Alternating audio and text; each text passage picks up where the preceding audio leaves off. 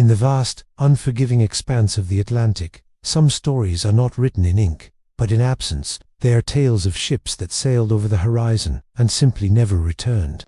Among the most haunting of these is the story of the USS Cyclops, a steel giant that vanished into thin air, taking with it over 300 souls and leaving behind a mystery that has baffled experts for over a century. In early March of 1918, the world was deep in the throes of the First World War. Far from the trenches of Europe, the USS Cyclops slipped out of the Caribbean. Her official designation was Fuel Ship No. 4, but she was more than just a naval vessel. She was a lifeline. As one of a handful of colossal ships in the U.S. Navy's fleet, her job was vital: to haul coal and other essential materials to fuel the war effort across the ocean. On her final voyage, she carried 309 people, a mix of officers, enlisted men, and civilian passengers. Her disappearance would become the single greatest non-combat loss of life in the history of the U.S. Navy. When the Cyclops failed to arrive at her destination in Baltimore, the Navy's initial patience slowly soured into concern, and then into outright disbelief. Days turned into weeks, and the ocean gave back nothing. No wreckage, no distress calls, no survivors. It was as if the ship, all 540 feet of her, had simply been erased from existence. The journey was supposed to be routine. The Cyclops had departed from Brazil, her massive hull filled with manganese ore, a critical component for making steel, the very backbone of the war machine. After a brief stop in Barbados on March 4th, she set a course for Baltimore. These were well-traveled waters, considered relatively safe. The ship wasn't under radio silence, nor was she in a combat zone. She was simply sailing home. And then, she wasn't. No crackle of an SOS call ever reached a naval receiver. No splintered wood or floating debris ever washed ashore.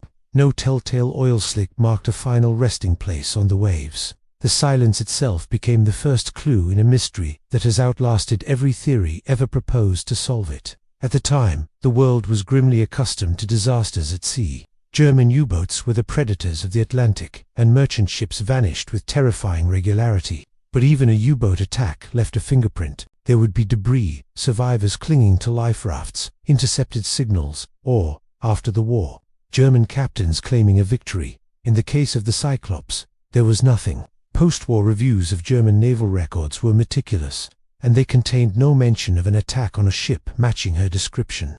No Allied vessel in the area reported hearing an explosion or spotting any signs of a sinking.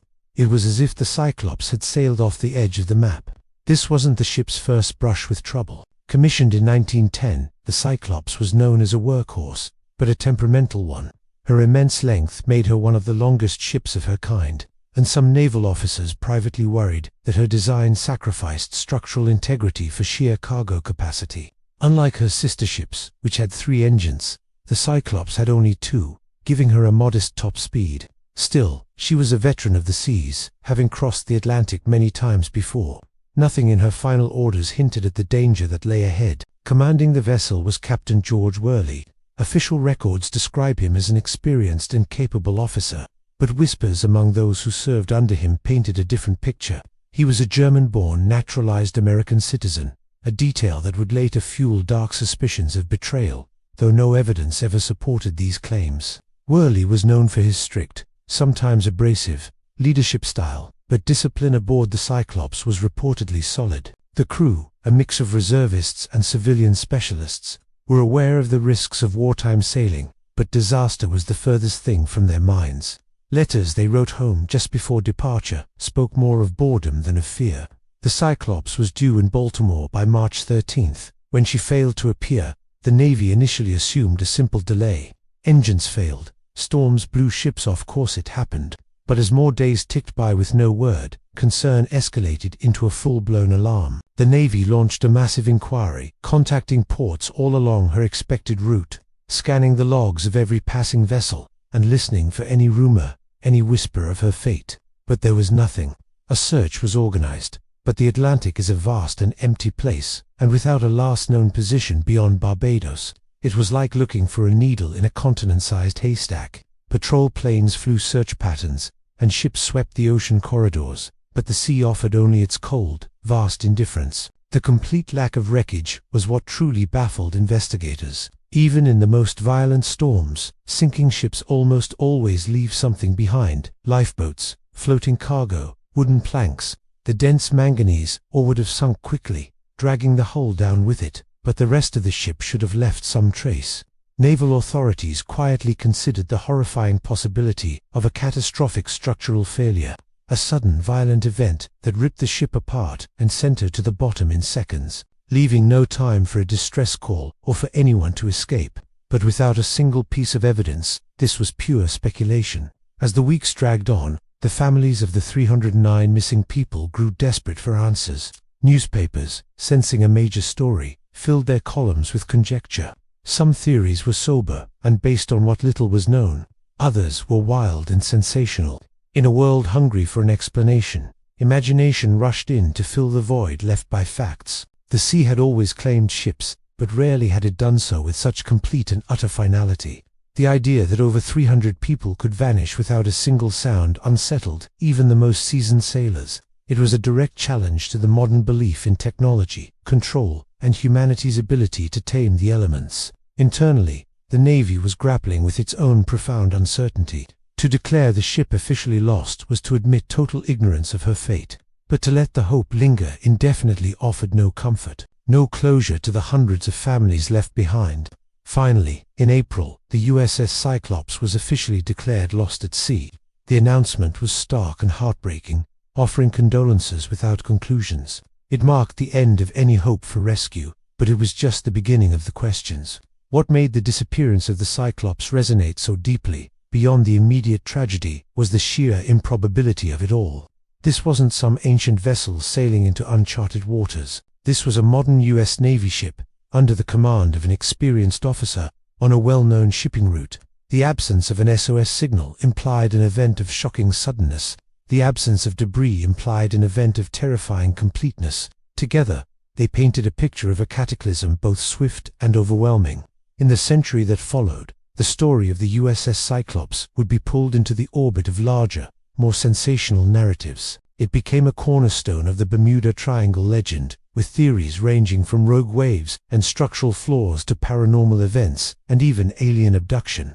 But at the moment of her disappearance, stripped of all the later myths and interpretations, the facts were brutally, chillingly simple. A ship left port, a ship did not arrive, and the ocean kept its silence. The story of the USS Cyclops begins not with a storm or an explosion, but with a profound, an unnerving, quieter silence that has echoed through history, framing every attempt to understand what really happened on that final, fateful voyage.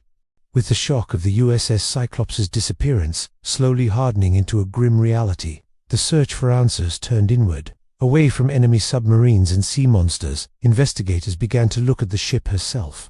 If no external force announced its attack, then perhaps the danger had been carried aboard from the moment she left port. The focus narrowed to three critical areas: what she carried, how she was built, and what condition she was in before the sea swallowed her whole. The ship's cargo was manganese ore, loaded in massive quantities in Brazil and bound for American steel mills. On paper, this was a routine shipment. In reality, manganese ore carried its own unique dangers. It's an extremely dense material, far heavier than the coal the ship was designed for, and it is notoriously unforgiving if it's not stowed correctly. Unlike uniform cargo like coal, or can shift under stress, subtly but dangerously altering a ship's balance. If it was loaded unevenly, it could place tremendous strain along the hull, especially in the violent motion of heavy seas. For a ship already pushing the boundaries of its design, this was a critical factor.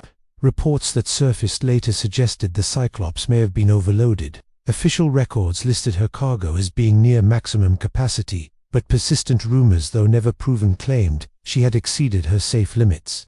But even loading within specifications could be perilous if the distribution was poor. A vessel as long as the Cyclops, over 540 feet, relied on what's called longitudinal strength. Any weakness in the middle of the ship could be fatal. If the dents or shifted or settled unevenly, the ship could hog or sag, bowing upwards or downwards in the middle, which would put immense stress on her keel and internal framing. This leads us to the ship's design.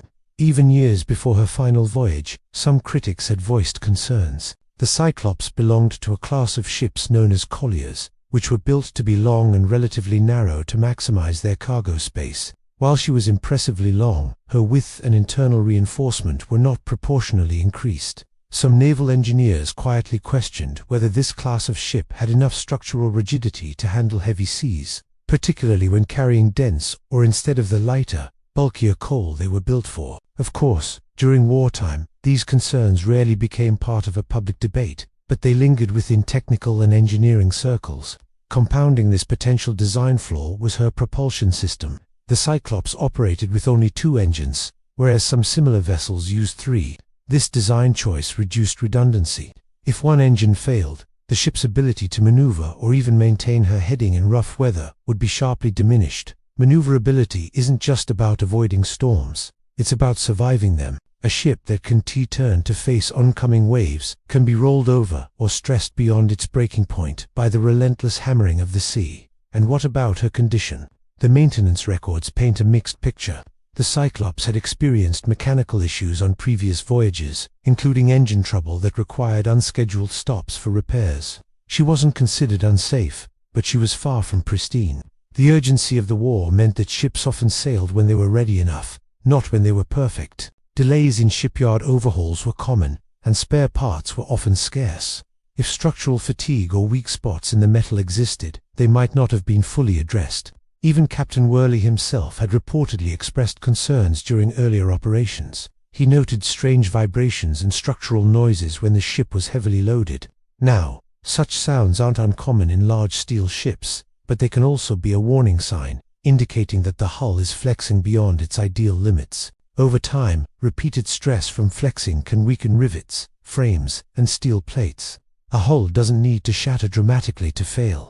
A series of progressive cracks can lead to a sudden, catastrophic collapse when the wrong conditions align.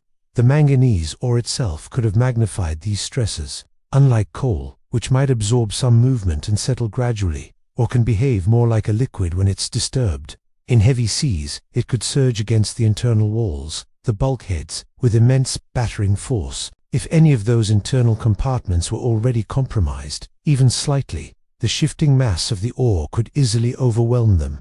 A breach below the waterline, combined with a sudden, violent shift in cargo, could doom a ship in mere minutes. This possibility offers one of the most compelling explanations for the complete silence from the Cyclops.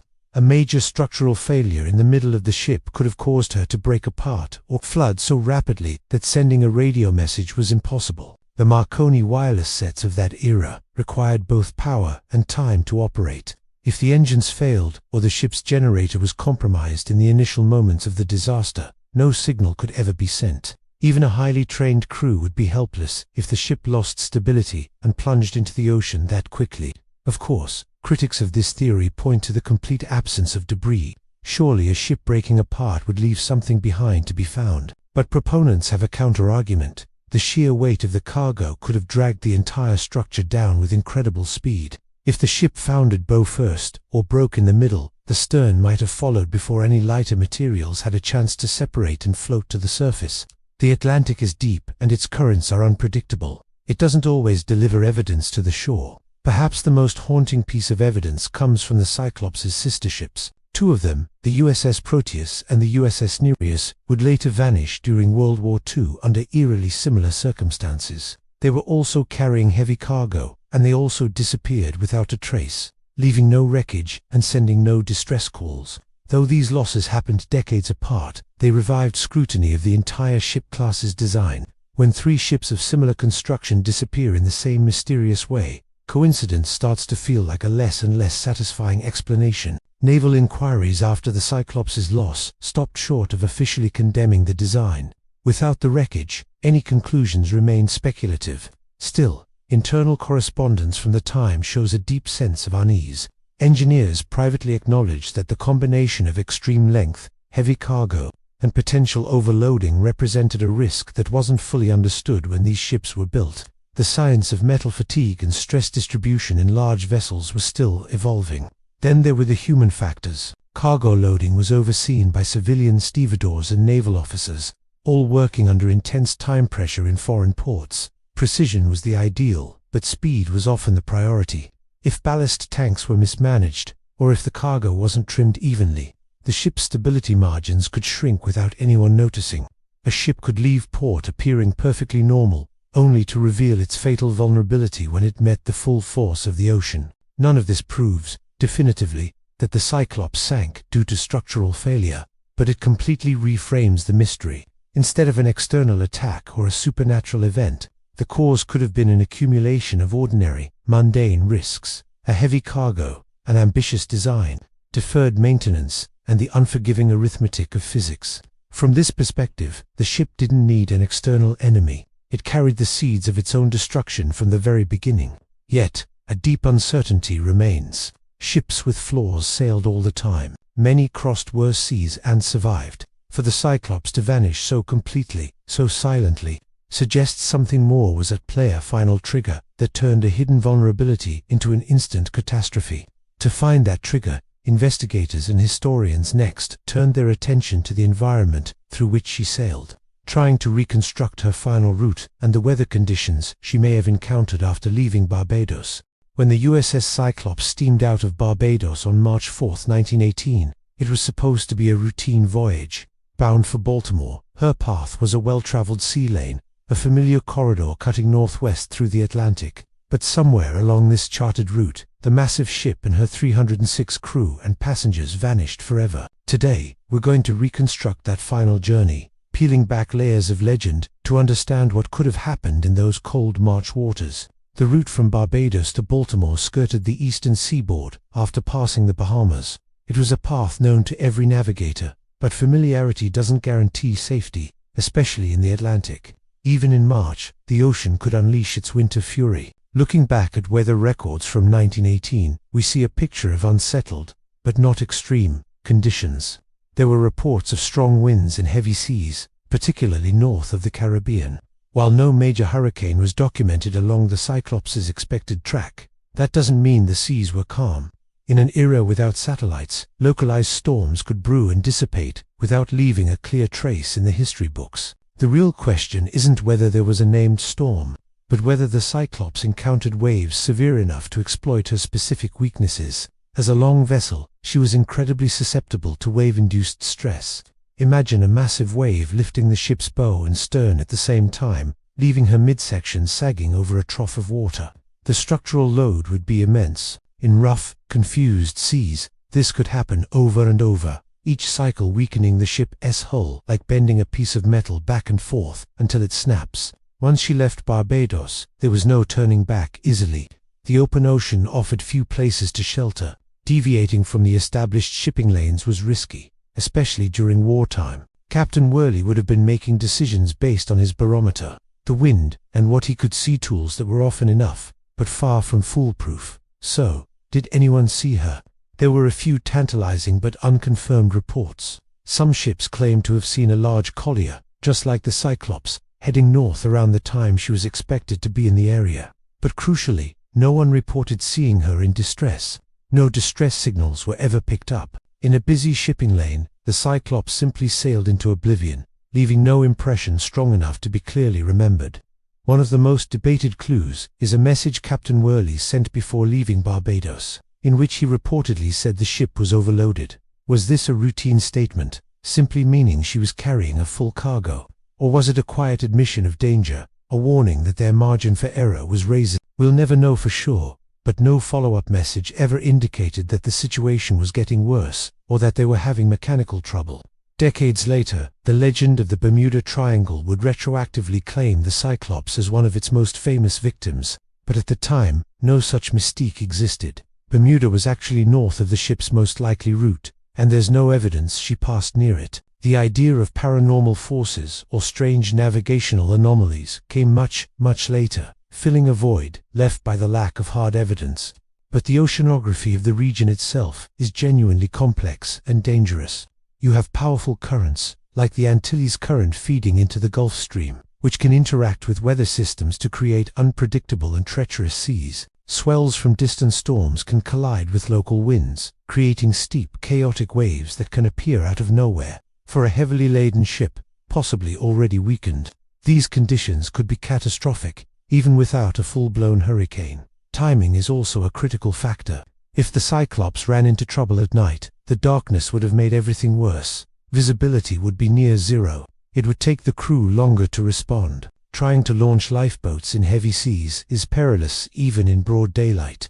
If the ship suddenly listed because its cargo shifted, the lifeboats could have become completely unusable in an instant. In a scenario like that, the Cyclops could have foundered with horrifying speed, sinking so fast that no one had a chance to escape. This would also explain why the search efforts found nothing. Without a last known position, search patrols had to cover a vast, empty expanse of ocean. Aircraft were still a novelty with limited range. Surface ships scanned the horizon for wreckage, but there might not have been much to find. The heavy manganese ore in her hold would have dragged the ship straight to the seabed. A few wooden fittings might have floated for a while, but ocean currents could have quickly scattered them or waterlogged them until they sank. Some have speculated about a rogue river phenomenon that wasn't well understood back then. We now know that these towering walls of water can and do appear without warning, capable of capsizing even the largest vessels. If a rogue wave hit the Cyclops broadside while she was already stressed and overloaded, the result would have been instant and total disaster. But proving such an event happened over a century ago is practically impossible. Ultimately, when we analyze the Cyclops' route, we don't find one single, dramatic explanation.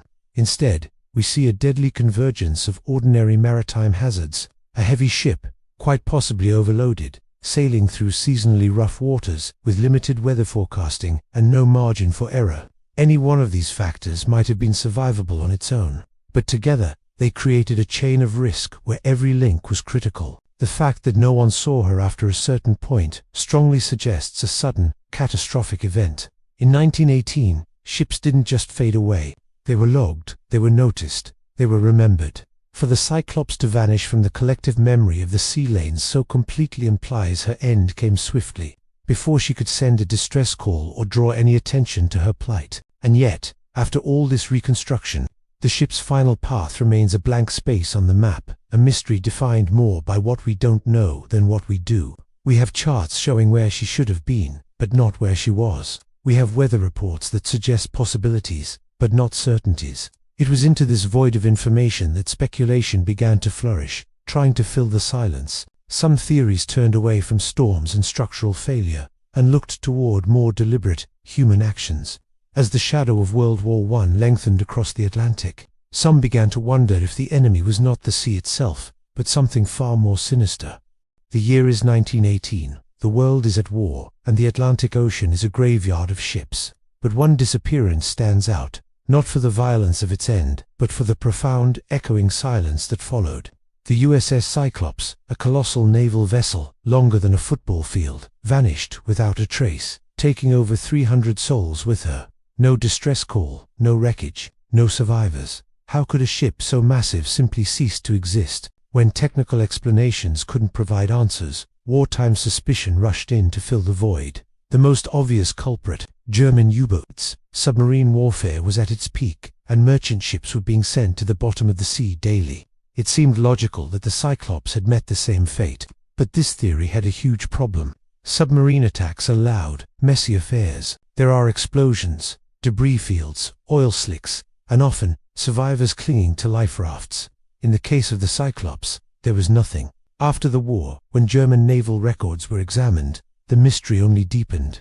German logs were incredibly meticulous. They recorded every sinking, every ton of cargo sent to the depths. But there was no mention of the Cyclops. No German submarine ever claimed credit for sinking such a significant American naval vessel. It's hard to believe such a major victory would go undocumented. If not an enemy attack, then what? A darker suspicion began to circulate, pointing a finger at the ship's own captain, George Worley. His German birth, despite his long and loyal service to the United States, made him an easy target in the paranoid atmosphere of wartime. Rumors swirled that he was a spy, that he had deliberately scuttled his own ship or handed it over to the enemy. But investigators found zero evidence to support these claims. Worley had a competent service record, and no one aboard ever suggested he was disloyal. Besides, sinking a ship of that size in secret, ensuring your own death along with 300 crew members, is not only technically difficult, but also lacks any believable motive. So,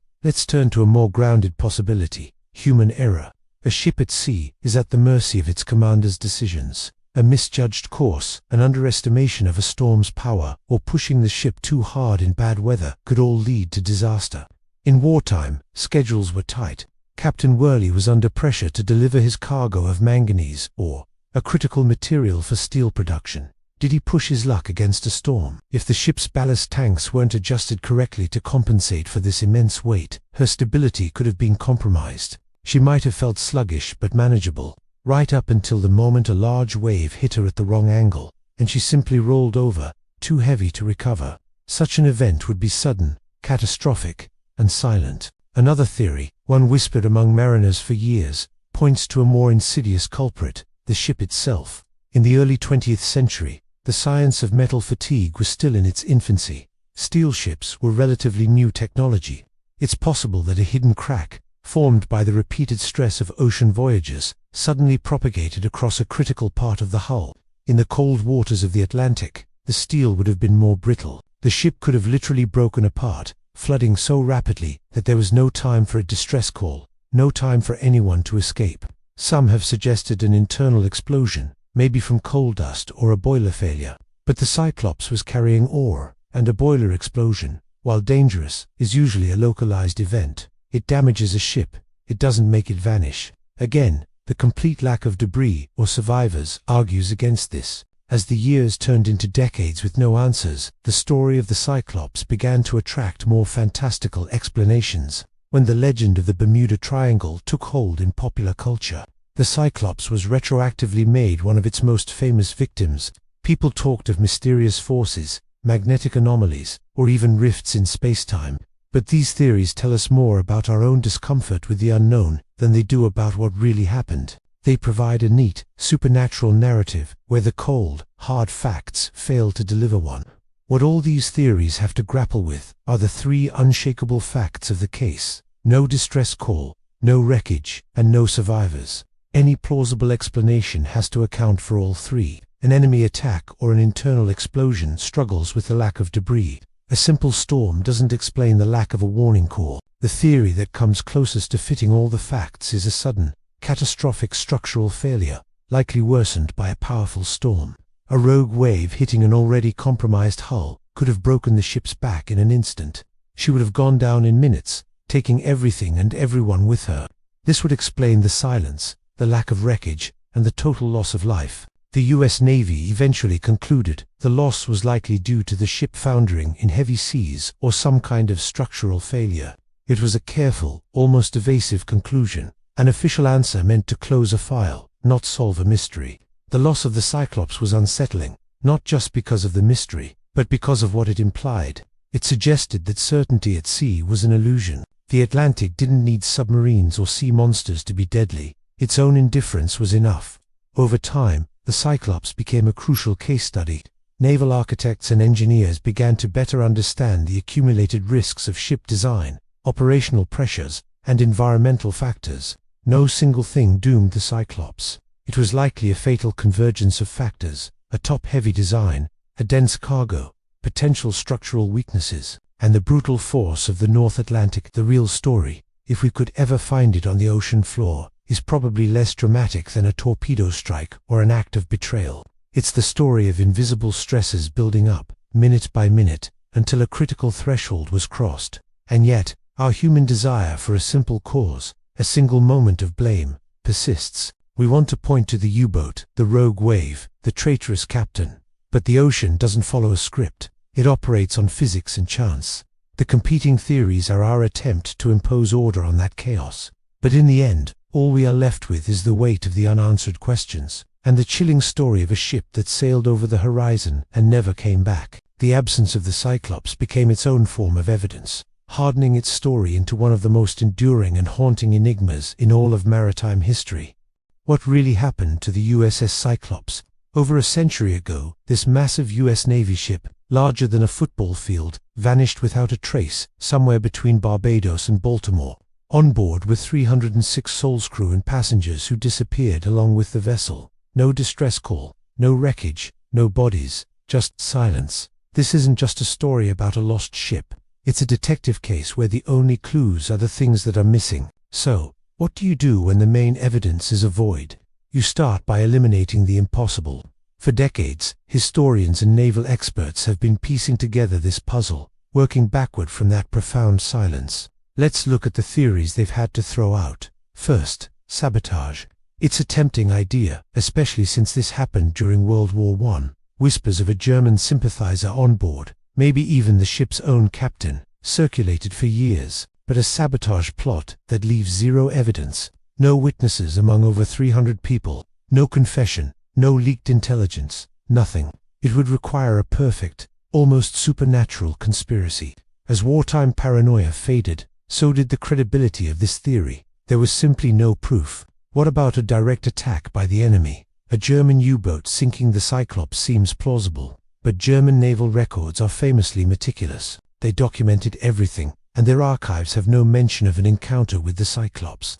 Beyond that, a torpedo strike is a violent, messy event. It rips ships apart, causes fires, and almost always leaves debris and survivors in the water. Cyclops didn't die like that. It vanished cleanly. The silence of the German logs, combined with the physical nature of a torpedo attack, makes this explanation highly unlikely. That brings us to the most obvious suspect: the weather. The Atlantic in March can be a monster, and rogue waves and hurricane-force winds have claimed countless ships. But here again, the evidence doesn't quite fit. Other, smaller ships navigated those same waters around the same time and survived. A storm violent enough to utterly disintegrate a 542-foot steel ship in an instant, without leaving a single splinter or life raft, would have been an anomaly of epic proportions. While weather was almost certainly a factor, it doesn't seem to be the whole story. It feels like something else was at play, a hidden vulnerability that the storm exploited. And that's where the most accepted theory begins to take shape. It's less dramatic than spies or sea monsters, but far more chilling. It has to do with the ship itself and what it was carrying. The Cyclops was loaded with over 10,000 tons of manganese ore, a heavy, dense cargo. There's strong suspicion the ship was overloaded, pushing it past its structural limits. The ship's design also had a known weakness: a long hull with minimal reinforcement in the middle. Naval engineers believe the most likely scenario is a catastrophic structural failure.